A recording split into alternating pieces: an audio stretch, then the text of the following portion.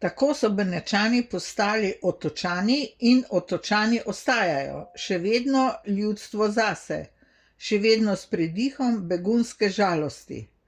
Brozgasti otoki njihove lagune, ki so se v stoletjih združili v bleščečo republiko, so postali največja med trgovskimi državami, ljubica vzhodne trgovine in najmočnejša pomorska sila svojega časa. Več kot 1000 let so bile Benetke brez primere med narodi, napol na vzhodu, napol na zahodu, napol kopno, napol morje, med Rimom in Bizancem, med krščanstvom in islamom, z eno nogo v Evropi, z drugo brodeč po bisarjih Azije.